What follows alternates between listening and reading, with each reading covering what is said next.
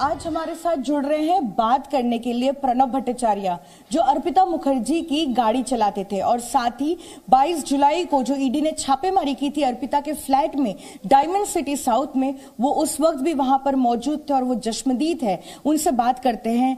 दादा, सबसे पहले तो आप बताइए कि आपने अर्पिता की गाड़ी कब से चलानी शुरू की और किसने आपसे कांटेक्ट किया था? क्या अर्पिता ने किया था या पार्थो चैटर्जी ने किया था? पहले तो मैं पार्थोदा का ऑफिस में गया था काम के लिए कि कोई जॉब होगा तो सर हमको दीजिएगा। तो सर बोला कि अपने नंबर लिख के देके जाओ, यहाँ पे हम बुला लेंगे। तो बहुत दिन बाद हमको फ़ोन किया वहाँ से, पार्थोदा का वहाँ से, बोला कि ऐसा गाड़ी चलाने का काम है। हम बोला हाँ ठीक है करेंगे। तो तब से हम वहाँ पे ज्वाइन किया। जनवरी से मेरा काम स्टार्ट हुआ 2022। तो मेरा अभी फ़िलहाल 7 महीना चल रहा है वहाँ के काम का। तो तब से कितनी गाड़ियाँ थी अर्पिता के पास? मैं जब शुरू में वहाँ पे गया था तब वहाँ पे मिनी कूपर एक तो था, और मर्सिडीज बेंच था, और होंडा सिटी था। ये 3 गाड़ी वहाँ पे देखा था मैं शुरू में। उसके बाद फिलहाल 3 महीना हुआ। 3 महीने से मर्सिडीज और मिनी कूपर वहाँ पे नहीं है, सिर्फ होंडा सिटी है जो हम चलाते हैं। होंडा सिटी हम चलाते हैं, और ये दोनों गाड़ी कभी हमको दिया भी नहीं चलाने के लिए। और आपने देखा होगा किस तरह से पैसा रिकवर हुआ है अर्पिता के घर से। कभी आप जब उनकी गाड़ी चलाते थे, कभी गाड़ी में ऐसा देखा कि कोई पैसे रखे गए या जो है उनके फ्लैट में जाता था पैसा, कभी कुछ ऐसा देखा? नहीं, कभी ऐसा कुछ नहीं देखा। अर्पिता जी, उनका जो लेडीज लोग का पर्सनल बैग है कोई बैग कैरी करता था, एक्स्ट्रा कोई लगेज कैरी नहीं करता था। और ज्यादा वो कौन सा फ्लैट में रहती थी, बेलघोरिया या diamond city south? Diamond city. और आप जैसा कि बता रहे हैं कि डायमंड सिटी साउथ में वो रहती थी, कभी देखा आपने कि पार्थो चैटर्जी उनके घर जाते थे? कभी कभार आते थे, पार्थो चैटर्जी कभी कभार आते थे वहाँ पे। और अर्पिता जब पूरे दिन काम करती थी, क्या दिन के अंत में कभी बेहाला जाती थी, पार्थोदा से मिलती थी? कितना मिलना जुलना होता था, कितना फ्रीक्वेंटली वो लोग मिलते थे? कभी कभी, देखिए रोज तो नहीं जाता था, कभी कभी ऑफिस ख़त्म करने के बाद बोलता है कि चलो वहाँ पे हमको छोड़ दो, तो हम वहाँ पे छोड़ के गाड़ी लेके डायमंड सिटी में गाड़ी रख के फिर हम घर चले आते थे ऐसे। और साथ ही बताइए कि उस दिन जब आप मौजूद थे उस ईडी रेड के दौरान, क्या कुछ आपने देखा? क्या ईडी के अधिकारियों ने आपसे बातचीत की? जी एकदम।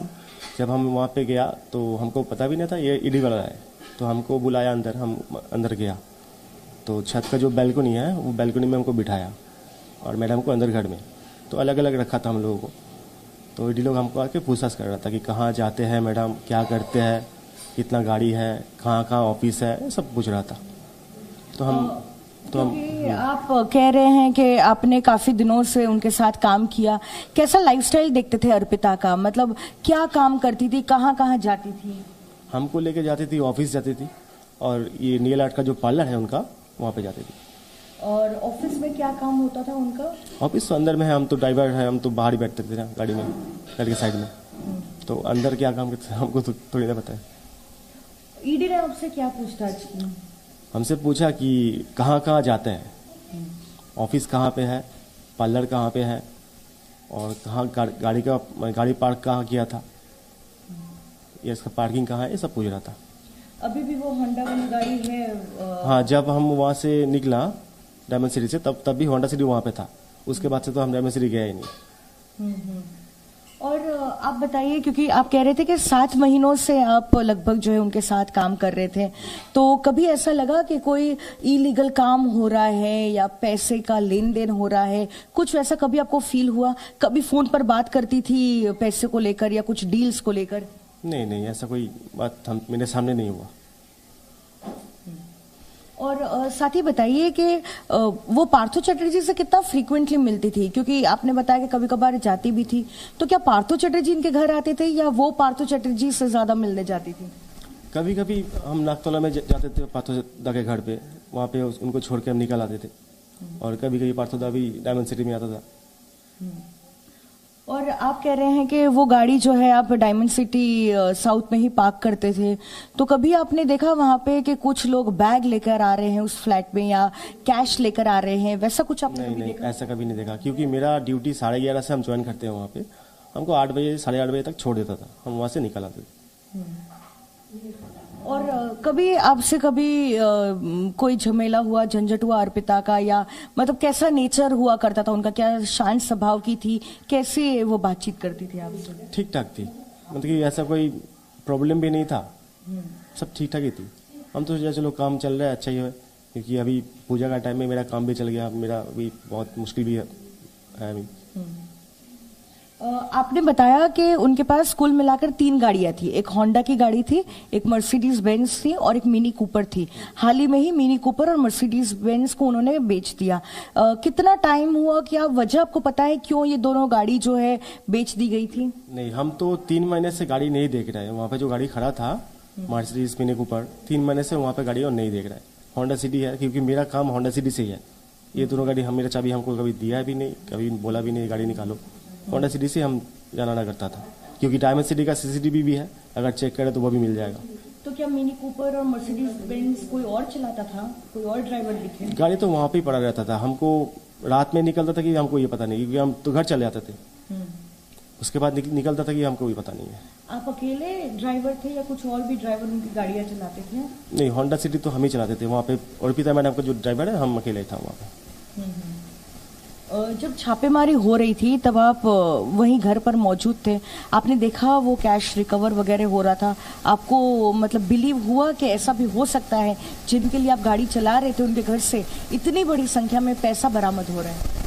हमको जब ईडी वाले बैल्कनी में बिठाया तब तो हमको कोई अंदर क्या चल रहा है हमको कुछ पता ही नहीं चल रहा है। तो बाद में देख रहा है कि छत से बाहर दिखाई देता है, मीडिया वाला आ रहा है, मीडिया वाला ये बोल रहा था कि 20 करोड़ 20 करोड़। तब हमको थोड़ा सुना 20 करोड़ के बाद सुना, तो बाद में जब देख रहा है ईडी वाला मशीन लेके कैश गिन रहा है, तब हमको पता चला कि यहाँ से कैश मिला है। कितना कैश मिला था वो हम श्योर नहीं था। फिर आपसे पूछताछ करने के बाद आपको क्या छोड़ दिया गया, या फिर क्या आपका मोबाइल उन्होंने ले लिया है, क्या किया है उन्होंने?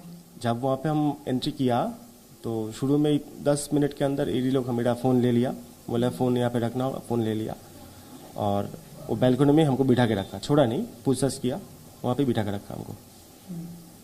और उसके बाद आपको क्या अभी और बुलाया गया है पूछताछ के लिए, या कुछ बात करेंगे, कुछ इन्फॉर्म किया है उन्होंने? नहीं, हमको कुछ बुलाया नहीं, बट हमको मेरा जब फ़ोन ले लिया था ना, हम वहाँ से निकलते टाइम बोला था कि सर मेरा फ़ोन हमको नहीं मिलेगा।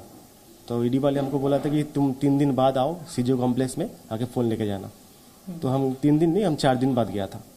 मोबाइल वापस मिला? नहीं, हम गया था, मेरा मोबाइल वापस नहीं मिला, क्योंकि सर वहाँ पे नहीं था, कोई भी सर नहीं था, सर तो बाहर में ही था। तो हमको वहाँ से बोला गया कि अभी फ़िलहाल फ़ोन अभी नहीं मिलेगा, क्योंकि सर कोई सर नहीं है, कुछ दिन बाद आओ फिर देखते हैं। तो हम इसीलिए वहाँ पे मेरा नाम और एक ऑलरेडी नंबर दे के आया, अगर हमको ज़रूरत होगा तो हमको बुलाएगा, हम जाएंगे। अर्पिता के घर कौन फ्रीक्वेंटली आते जाते थे? कोई ऐसा शख्स जो है बहुत फ्रीक्वेंटली, क्योंकि कल्याण धर जो है वो काफ़ी आना जाना करते थे, क्या उनका बिजनेस वो देखते थे? उसका ये जो पार्लर है ना, जितना हमको पता है 3 पार्लर का दायित्व तो वही है, मतलब कि वही देखते था, पार्लर में क्या लगेगा क्या नहीं लगेगा, सब वही सब हैंडल करता था। घर आते थे? हाँ, डायमंड सिटी में आते थे कभी कभी। तो शिक्षक भर्ती घोटाले में ये बड़ा खुलासा। सी न्यूज ने खास बातचीत की अर्पिता के ड्राइवर से, और सी न्यूज से बोले अर्पिता के ड्राइवर, बड़ी जानकारी साझा की अर्पिता के पास 3 महंगी गाड़ियां